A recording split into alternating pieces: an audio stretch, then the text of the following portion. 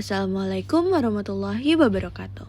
Segala puji bagi Allah, Tuhan semesta alam. Salawat dan salam semoga senantiasa tercurah kepada Nabi Muhammad SAW, keluarga, sahabat, serta seluruh pengikutnya hingga akhir zaman. Pada kesempatan kali ini, saya, Pinky Ade Evelyn dari kelas 12.1 akan membahas tentang perkembangan peradaban Islam di dunia. Islam adalah agama yang penuh dengan peradaban dan kemajuan. Islam tidak hanya berkembang sebagai agama, tetapi juga membangun budaya, ilmu pengetahuan, ekonomi, arsitektur, dan berbagai aspek kehidupan. Sejak awal penyebarannya, Islam telah menyentuh berbagai benua dan wilayah, meninggalkan jejak yang mendalam. Kita akan membahas perkembangan Islam di 5 benua. Nah, yaitu yang pertama ada peradaban Islam di benua Asia. Yang kedua ada peradaban Islam di benua Eropa. Yang ketiga ada peradaban Islam di benua Afrika. Yang keempat ada peradaban Islam di benua Amerika. Dan yang terakhir atau yang kelima ada peradaban Islam di benua Australia dan Pasifik. Nah, sebelum masuk kepada pembahasan kita tadi, kenapa sih kita perlu mempelajari sejarah peradaban Islam? Nah, mempelajari sejarah peradaban Islam penting karena ada beberapa alasannya loh. Yang pertama adalah memahami kejayaan Islam di masa lalu yang bisa menjadi inspirasi bagi generasi muda untuk terus berkarya dan mempertahankan identitas Islam. Yang kedua ada mengetahui bagaimana Islam berkontribusi dalam ilmu pengetahuan, seni, ekonomi, dan sosial yang pastinya masih berpengaruh hingga saat ini.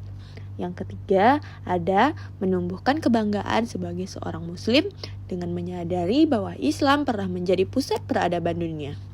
Yang keempat ada mengambil pelajaran dari sejarah, baik dari kesuksesan maupun dari kemunduran peradaban Islam agar umat Islam dapat kembali berjaya. Nah, langsung saja nih kita masuk ke pembahasan pertama, yaitu adalah perkembangan peradaban Islam di benua Asia. Asia merupakan tempat lahirnya Islam dan menjadi pusat utama penyebaran agama ini ke seluruh dunia. Dari benua inilah cahaya Islam mulai bersinar, membangun peradaban yang tidak hanya berpengaruh dalam aspek keagamaan, tetapi juga dalam ilmu pengetahuan, seni, arsitektur, ekonomi, dan sistem pemerintahan. Islam pertama kali muncul di Jazirah Arab pada abad ke-7 dan dalam waktu yang relatif singkat menyebar ke berbagai wilayah di Asia, termasuk Persia loh, Asia Tengah, anak benua India, hingga Asia Tenggara. Setiap wilayah ini memiliki kisah dan perjalanan yang unik dalam menerima serta mengembangkan Islam. Oleh karena itu, dalam pembahasan kali ini, kita akan melihat bagaimana Islam berkembang di berbagai belahan Asia serta pengaruhnya terhadap peradaban manusia. Yang pertama yaitu Islam di Jazirah Arab dan Timur Tengah. Nah, kali ini kita akan membahas tentang lahirnya Islam dan penyebarannya di Jazirah Arab. Islam lahir di Makkah, sebuah kota yang saat itu merupakan pusat perdagangan dan peribadatan bangsa Arab. Sebelum kedatangan Islam, masyarakat Arab masih berada dalam kondisi jahiliyah dengan praktik-praktik seperti penyembahan berhala, peperangan antar suku, dan ketidakadilan sosial yang merajalela. Pada tahun 610 Masehi, Nabi Muhammad SAW menerima wahyu pertamanya di Gua Hira. Wahyu ini menjadi awal dari perjalanan dakwah Islam yang penuh tantangan.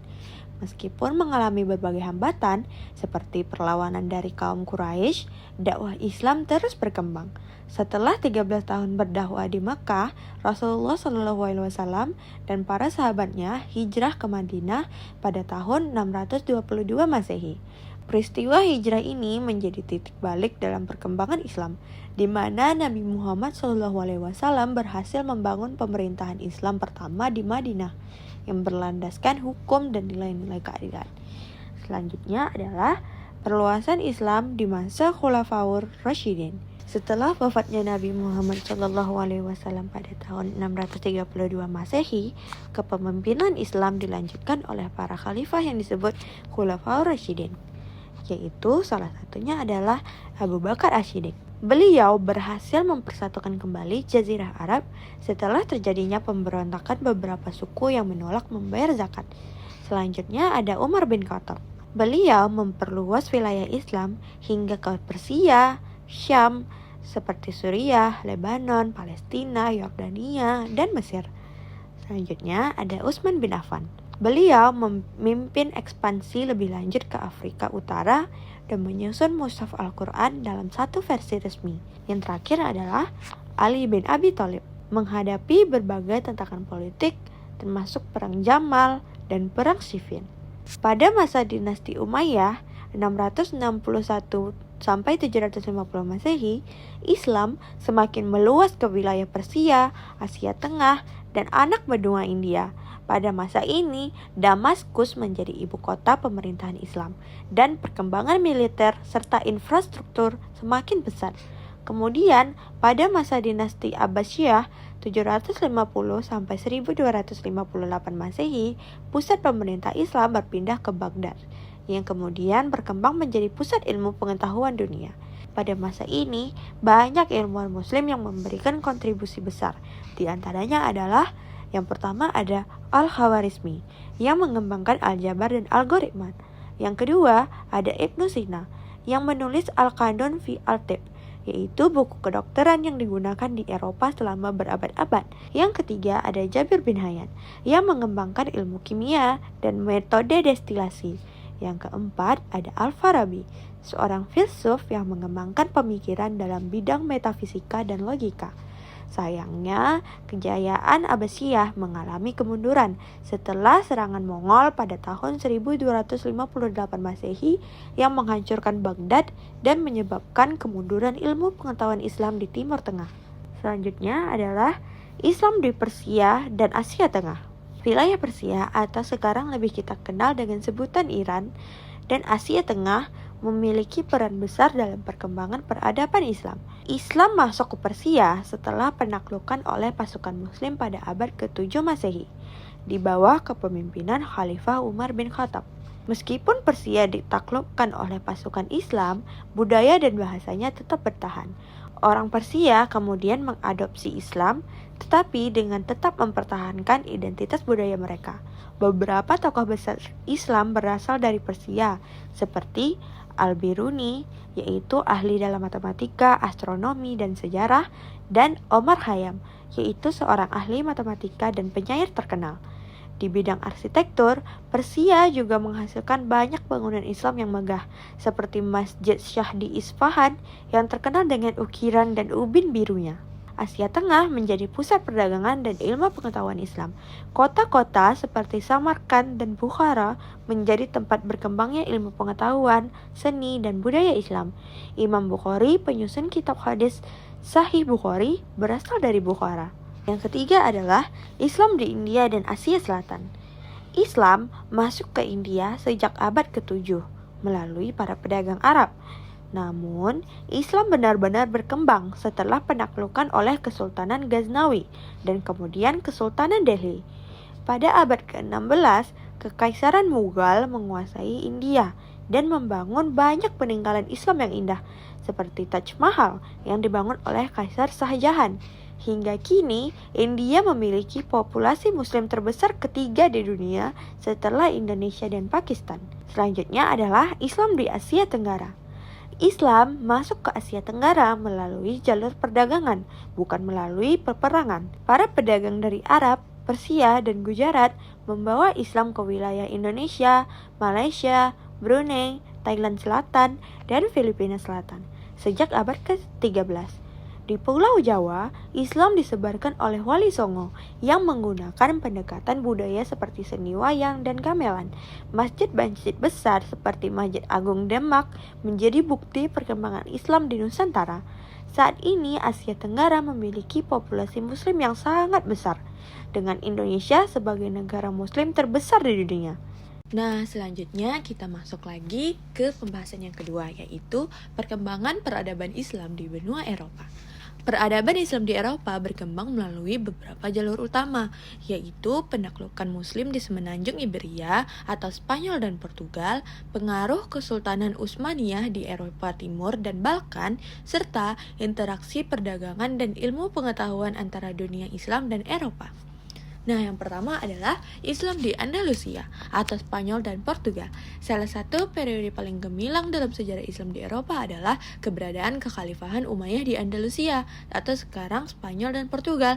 Pada tahun 711 Masehi, pasukan Muslim yang dipimpin oleh Tariq bin Ziyad menaklukkan kerajaan Visigoth di Spanyol. Dalam waktu singkat, Islam berkembang pesat dan mendirikan peradaban maju di wilayah tersebut. Keunggulan peradaban Islam di Andalusia diantaranya adalah yang pertama yaitu sebagai pusat ilmu pengetahuan. Kota Cordoba menjadi pusat ilmu pengetahuan dengan perpustakaan besar, universitas, dan akademi yang menarik para ilmuwan dari seluruh dunia.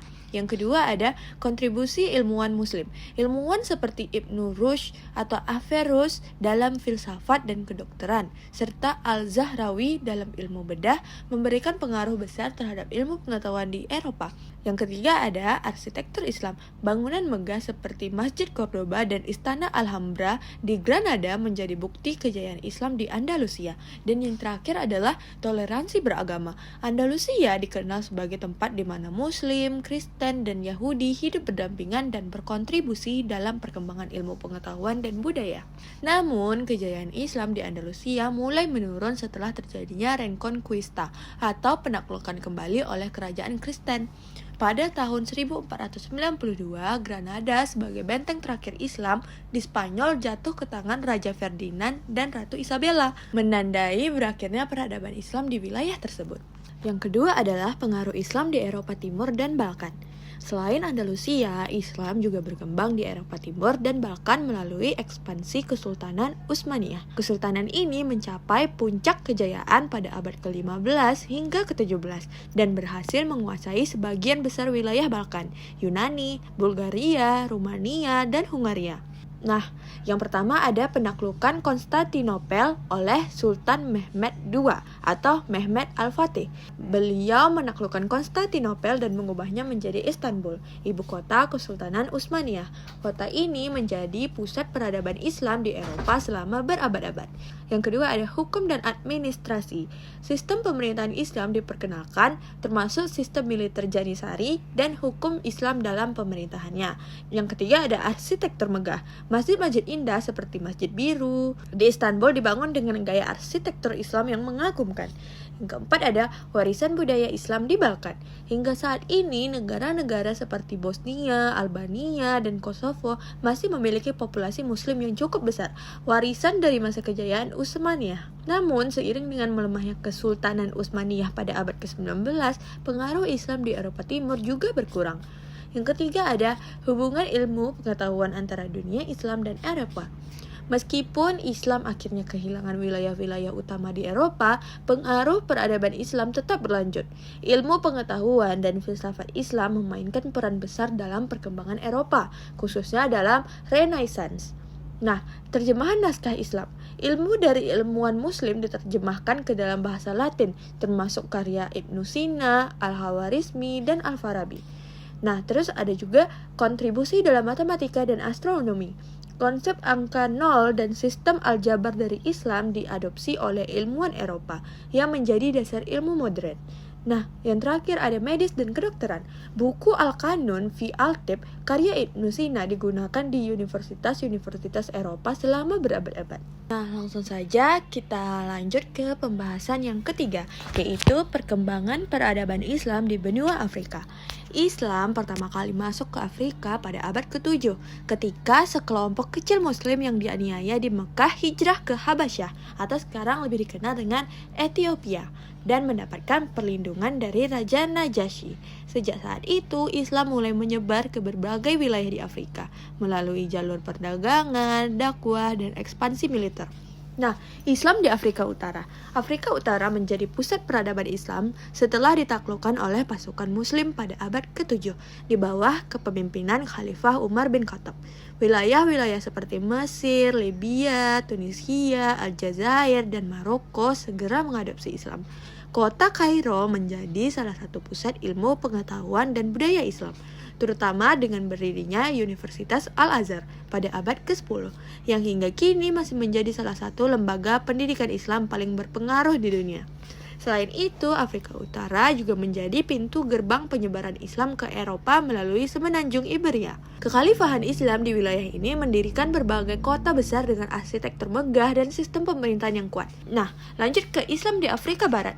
Di Afrika Barat, Islam berkembang melalui jalur perdagangan Trans-Sahara yang menghubungkan Afrika Utara dengan kerajaan-kerajaan besar seperti Ghana, Mali, dan Songhai. Para pedagang Muslim membawa ajaran Islam bersama dengan barang dagangan seperti emas dan garam. Pada abad ke-14, kerajaan Mali mencapai puncak kejayaan di bawah pemerintahan Mansa Musa, seorang raja muslim yang terkenal karena kekayaannya yang luar biasa. Mansa Musa juga berperan besar dalam penyebaran Islam di Afrika Barat dengan membangun masjid dan pusat pendidikan Islam, termasuk di kota Timbuktu yang dikenal sebagai pusat ilmu pengetahuan Islam pada masanya. Kerajaan Songhai yang menggantikan Mali juga menjadikan Islam sebagai agama resmi dan mendukung perkembangan pendidikan Islam dengan mendirikan berbagai madrasah dan universitas Islam. Nah, selanjutnya ada Islam di Afrika Timur. Islam masuk ke wilayah Afrika Timur seperti Somalia, Kenya, dan Tanzania melalui jalur perdagangan laut. Para pedagang Arab dan Persia yang berdagang di pesisir Samudra Hindia membawa serta budaya dan ajaran Islam. Salah satu kota penting dalam penyebaran Islam di Afrika Timur adalah Zanzibar, yang menjadi pusat perdagangan dan dakwah Islam. Islam di wilayah ini berkembang dengan mengadopsi budaya lokal, sehingga menciptakan perpaduan yang unik antara Islam dan tradisi Afrika. Nah, selanjutnya ada Islam di Afrika Tengah dan Selatan. Dibandingkan dengan wilayah lain, Islam masuk ke Afrika Tengah dan Selatan lebih lambat dan dalam skala yang lebih kecil. Namun, ajaran Islam tetap menyebar melalui perdagangan dan interaksi dengan Muslim dari Afrika Utara dan Timur. Hingga kini, beberapa negara seperti Chad, Nigeria bagian utara, dan Sudan memiliki populasi Muslim yang cukup besar. Sementara itu, di Afrika Selatan, Islam diperkenalkan oleh para imigran Muslim dari Asia Selatan dan Indonesia yang dibawa oleh penjajah Eropa pada abad ke-17. Komunitas Muslim di Afrika Selatan berkembang pesat, terutama di Cape Town, yang hingga kini memiliki banyak masjid dan pusat Islam yang aktif. Nah, yang keempat, kita akan membahas tentang perkembangan peradaban Islam di benua Amerika. Peradaban Islam di benua Amerika memiliki sejarah yang cukup unik loh dibandingkan dengan wilayah lain. Berbeda dengan Asia, Afrika, atau Eropa, Islam tidak berkembang di Amerika melalui penaklukan atau ekspansi kekhalifahan, melainkan melalui migrasi, perdagangan, dan pengaruh budaya. Islam mulai hadir di Amerika jauh sebelum kedatangan bangsa Eropa dan berkembang pesat terutama setelah era kolonialisme dan imigrasi modern. Nah, jejak awal Islam di Amerika. Beberapa sejarawan meyakini bahwa Muslim telah sampai di Amerika sebelum era penjelajahan bangsa Eropa. Ada teori yang menyebutkan bahwa para pelaut Muslim dari Afrika Barat, khususnya dari Kekaisaran Mali, telah berlayar ke Amerika jauh sebelum Christopher Columbus tiba pada tahun 1492. Teori ini didasarkan pada catatan sejarah bahwa Mansa Abu Bakar II, seorang penguasa Mali, diduga mengirim ekspedisi besar melintasi Samudra Atlantik untuk mencari dunia baru. Meskipun tidak ada bukti arkeologis yang kuat, beberapa artefak dan kesamaan budaya antara Afrika Barat dan penduduk asli Amerika memberikan petunjuk bahwa interaksi ini mungkin telah terjadi. Islam di Amerika pada masa perbudakan. Islam hadir di Amerika secara lebih jelas pada abad ke-16 hingga ke-19 melalui perdagangan budak. Sejumlah besar budak yang dibawa dari Afrika Barat ke Amerika oleh bangsa Eropa adalah Muslim. Mereka berasal dari wilayah seperti Senegal, Gambia, Guinea, dan Nigeria yang saat itu sudah memiliki komunitas Islam yang mapan. Para budak Muslim berusaha mempertahankan identitas keislaman mereka, meskipun menghadapi tekanan dan pemaksaan untuk meninggalkan agama mereka. Beberapa di antara mereka bahkan meninggalkan catatan dalam bahasa Arab tentang kehidupan mereka, seperti Omar Ibn Said, seorang sarjana Muslim dari Afrika yang diperbudak di Amerika Serikat. Namun, karena tekanan dan kebijakan asimilasi yang ketat, banyak keturunan mereka yang akhirnya kehilangan tradisi Islam dan beradaptasi dengan budaya Kristen yang dominan. Nah, imigrasi Muslim ke Amerika. Gelombang besar migrasi Muslim ke Amerika terjadi pada akhir abad ke-19 dan awal abad ke-20, terutama di Timur Tengah, Asia Selatan, dan Afrika Utara. Banyak dari mereka datang untuk bekerja di sektor perdagangan, pertanian, dan industri. Pada abad ke-20, khususnya setelah Perang Dunia II, jumlah Muslim di Amerika meningkat pesat. Banyak imigran Muslim datang dari negara-negara seperti Lebanon, Suriah, Turki, Pakistan, dan Mesir, serta dari komunitas Muslim di Afrika dan Karibia. Mereka mendirikan masjid, pusat komunitas, dan sekolah Islam untuk mempertahankan identitas keagamaan mereka. Nah, peran Islam dalam masyarakat Amerika. Islam di Amerika mulai mendapatkan perhatian besar pada pertengahan abad ke-20, terutama melalui gerakan-gerakan sosial di kalangan komunitas kulit hitam. Salah satu tokoh yang paling terkenal adalah Malcolm X, seorang pemimpin Muslim dari organisasi Nation of Islam yang kemudian masuk ke Islam Sunni setelah menunaikan ibadah haji. Gerakan Islam di kalangan warga kulit hitam Amerika membantu memperkuat identitas Muslim di negara tersebut dan menarik perhatian dunia terhadap perjuangan hak-hak sipil.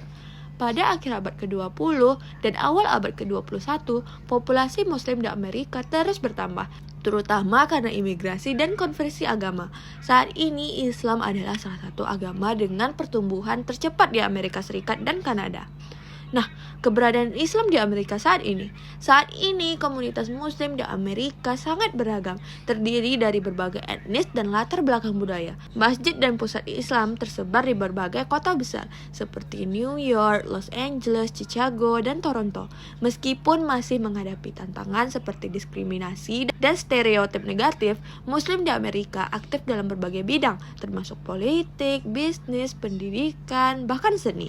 Peradaban Islam di Amerika terus berkembang dengan semakin banyaknya generasi muda Muslim yang lahir dan dibesarkan di sana. Mereka membawa Islam ke dalam berbagai aspek kehidupan modern, menciptakan komunitas yang dinamis, dan berkontribusi pada pembangunan sosial dan budaya di Amerika. Nah, akhirnya kita sudah sampai pada poin terakhir, yaitu perkembangan peradaban Islam di benua Australia dan Pasifik. Nah, Islam di Australia dan wilayah Pasifik sama saja seperti benua Amerika. Mereka memiliki sejarah yang unik, berbeda dengan kawasan lain di dunia. Tidak ada ekspansi militer atau penaklukan seperti yang terjadi di Timur Tengah, Afrika, atau Eropa. Tetapi Islam masuk melalui jalur perdagangan dan migrasi. Peradaban Islam di kawasan ini berkembang perlahan, tetapi tetap memberikan pengaruh penting dalam sejarah dan masyarakat modern. Nah, jejak awal Islam di Australia. Islam pertama kali diperkenalkan dari Australia oleh para pelaut Muslim dari Makassar, Indonesia, yang mulai berdagang dengan suku aborigin di pantai utara Australia sejak abad ke-17. Mereka datang untuk menangkap teripang, yang merupakan komoditas berharga dalam perdagangan dengan Tiongkok. Hubungan ini berlangsung selama beberapa abad dan meninggalkan jejak budaya serta bahasa dalam masyarakat aborigin setempat. Selain hubungan dagang, ada juga bukti bahwa para pelaut Muslim ini membawa ajaran Islam ke suku-suku aborigin, meskipun pengaruhnya tidak sebesar di wilayah lain. Beberapa kata dari bahasa Makassar bahkan diadopsi dalam bahasa suku aborigin sebagai bukti interaksi mereka. Nah, migrasi Muslim ke Australia. Gelombang besar migrasi Muslim ke Australia terjadi pada abad ke-19 ketika pemerintah kolonial Inggris mendatangkan para penunggang unta dari Afghanistan, Pakistan, dan India untuk membantu eksplorasi pedalaman Australia. Para penunggang unta ini yang dikenal sebagai Afghan Cameliers memainkan peran penting dalam membuka jalur transportasi di daerah gurun yang sulit dijangkau. Mereka juga mendirikan beberapa komunitas Muslim pertama di Australia, membangun masjid sederhana dari tanah liat dan kayu. Masjid tertua di Australia yaitu Masjid Adelaide, dibangun oleh komunitas Afghan pada tahun 1888 dan masih berdiri hingga sekarang. Islam di Australia modern. Pada abad ke-20 dan 21, populasi Muslim di Australia meningkat pesat, terutama karena imigrasi dari Timur Tengah, Afrika, dan Asia Selatan. Saat ini Islam menjadi salah satu agama dengan pertumbuhan tercepat di Australia. Muslim di Australia berasal dari berbagai latar belakang etnis, termasuk Arab, Turki, Bosnia, Indonesia, dan Afrika. Muslim Australia aktif dalam berbagai bidang, termasuk politik, bisnis, dan pendidikan. Kota-kota besar seperti Sydney dan Melbourne memiliki komunitas Muslim yang besar dengan masjid, sekolah Islam, dan pusat kebudayaan yang berkembang. Namun, Islam di Australia juga menghadapi tantangan, termasuk stereotip negatif dan diskriminasi. Meskipun demikian, komunitas Muslim terus berkembang dan berkontribusi pada masyarakat luas dalam berbagai cara. Nah, Islam di Kepulauan Pasifik. Di wilayah Pasifik, Islam tidak memiliki sejarah yang sekuat di Australia, tetapi tetap memiliki pengaruh di beberapa tempat. Di Fiji misalnya, komunitas Muslim berasal dari imigran India yang dibawa oleh Inggris sebagai pekerja pada abad ke-19. Hingga saat ini, Muslim di Fiji tetap menjadi bagian penting dari masyarakat, dengan banyaknya masjid dan sekolah Islam yang tersebar di berbagai wilayah. Selain Fiji, ada juga komunitas Muslim kecil di negara-negara seperti Papua Nugini, Selandia Baru, dan beberapa pulau lainnya di Pasifik. Meskipun jumlah mereka tidak sebesar di Australia, mereka tetap mempertahankan identitas keislaman mereka melalui masjid, pusat komunitas, dan praktik keagamaan. Nah, dari pembahasan tadi kita dapat melihat bahwa Islam telah berkembang ke seluruh penjuru dunia, meninggalkan jejak peradaban yang luar biasa. Sebagai generasi muda, kita harus bangga dengan sejarah Islam dan terus belajar untuk meneruskan kejayaan ini di masa depan. Demikian pembahasan tentang perkembangan peradaban Islam di dunia. Semoga kita dapat mengambil pelajaran dari sejarah Islam dan mengaplikasikannya dalam kehidupan kita. Saya Pinky Adia Velin dari kelas 12.1 mengucapkan wassalamualaikum warahmatullahi wabarakatuh.